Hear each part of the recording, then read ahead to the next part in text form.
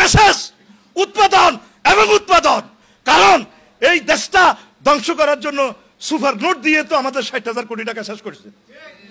একটা একামতের দিনকে যদি আপনি দ্বার প্রান্তে নিতে হয়, বিজয় এবং স্বাধীনতার ফসল যদি রন্ধ্রে রন্ধ্রে প্রতিটা ডোর টু ডোর পৌঁছাতে হয়, ইকোনমিক্যালি বিপ্লবের দরকার।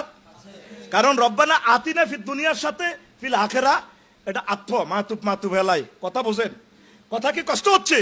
মুসা আলাইহিস সালাম পর্যন্ত ছাগল চড়াইছে, শুধু বিয়াল্লাই। ক বছর? 10 বছর। কয় বছর?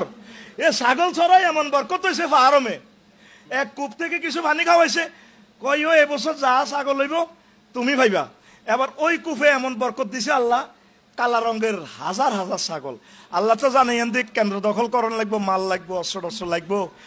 10 বছর ছাগল ছড়া মাইয়া তো দুগে বিয়ে করলো। তারপরে এমন ছাগল হয়েছে কারণ ওই ফেরাউন্না ফাঁড়ারে তো সাইজ করতে হইব। তাইলে দেখেন, দেখা যায় কিন্তু ছাগল ছড়ানি প্রত্যেক নবী রাসূল আগে ছোট কাজ করছে, তারপর আল্লাহ রাব্বুল ইজ্জত তাদের মান সম্মান আর সজীবে নিয়ে গেছে। আমরা আলেমরা ছোট কাজটা করতে রাজি না, এক এবং নেক থাকতে রাজি না। এনা বাপ্পির যদি হুন্ডা দাও এতে কান্দির ভাড় ধরে, হে ফোন জেন্টামেন্টা সাগরিকা সবাই যা কোনারে ফাঁত করে 10টা হুন্ডা 20টা গুন্ডা হলো রেডি, ঠিক কিনা?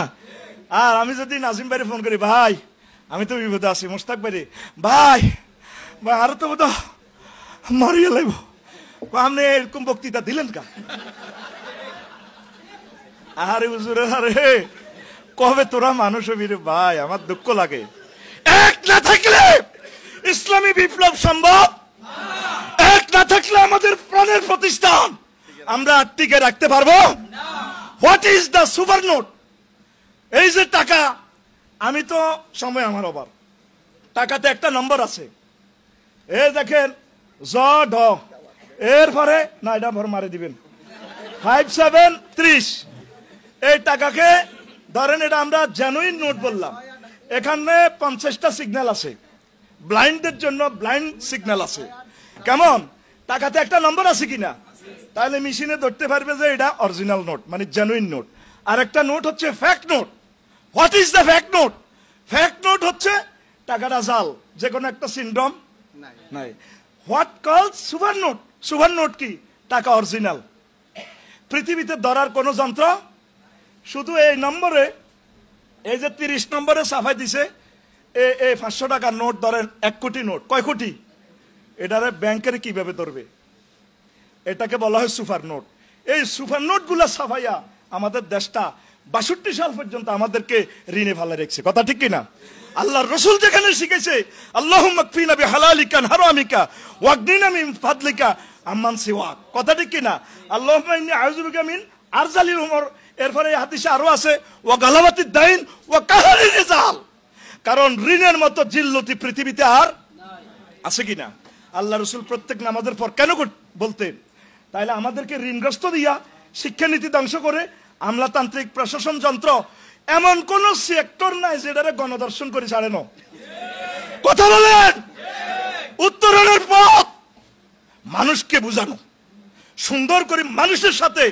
মামুন ভাই যেটা বলছে ইমামুন নাস, আপনারা তো সাধারণ পাবলিকের লগে বসেন না, বসেন না, দরবার কারবারে থান না। না আমি না ওগুলা পছন্দ করি না। কথা ঠিক কিনা? আপনি তাদের সাথে মিশবেন, আপনি তাদের সাথে মিশবেন। মিশার পলিসিটাও আল্লাহ বলছে মুহাম্মদ সাল্লাল্লাহু আলাইহি ওয়াসাল্লাম ছাগল চড়াইবার জন্য আসে নাই, টার্গেট হলো ওদের সাথে মিশে যাও, ওদের সাথে মিশে যাও, দাওয়াতি কাজ করতে সুবিধা হবে। কথা ঠিক কিনা? এরপরে মুসা আলাইহিস সালামকে আল্লাহ জাল্লা শানুর টেকনিক শিখাচ্ছে, ক মুসা তুমি আমার লগে না গরম হয়ে যাও, ইযহাবা ইন্নাহু তাগা ফাকুলা লাহু কাওলান লাইয়িনা। ক তুমি আর তোমার ভাই তুমি তো গরম হয়ে যাও, মোবাইল টোবাইল তুই ভাঙি গেলাও, তবে তুমি যাইতেছো কেডারের কাছে, ইযহাবা ইলা ফিরাউন, হেতের কাছে যে দাও রে, ইন্নাহু তাগা আই ইন্নাহু কেডার, ইন্নাহু হেতে আর কি, কথা বুঝছেননি?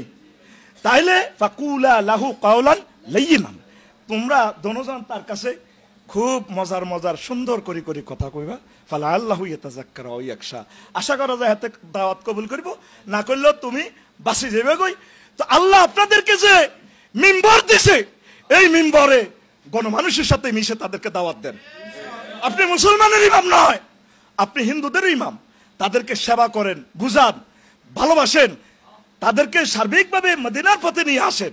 আর এই ব্যাংকের আমাদের যে ভালো ভালো কাজগুলা আপনি প্রিজাইড করেন, এভাবে বুঝান।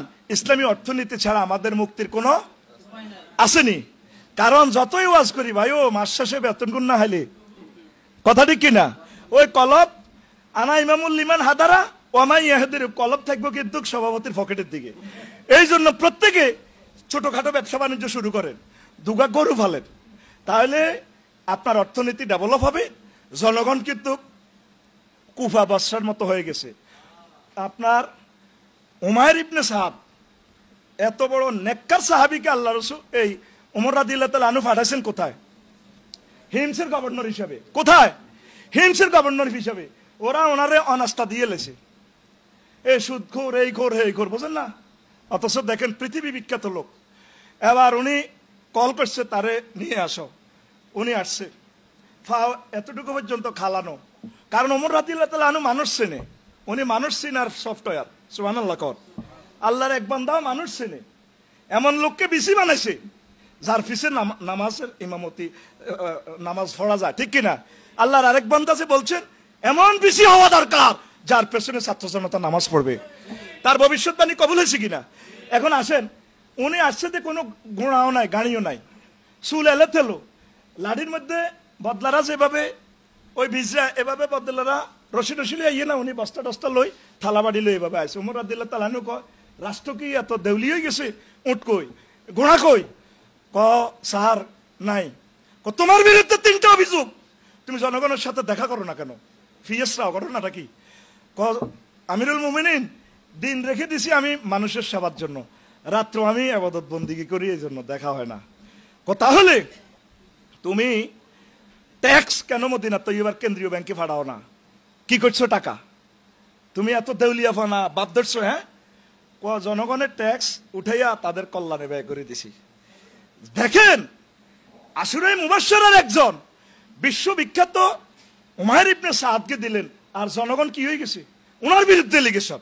ঠিক তাম পৃথিবীর 1000 কোটি মানুষ প্রায় কারবালা এবং বসরা, সিরিয়ার মতো হয়ে গেছি আমরা, ঠিক কিনা?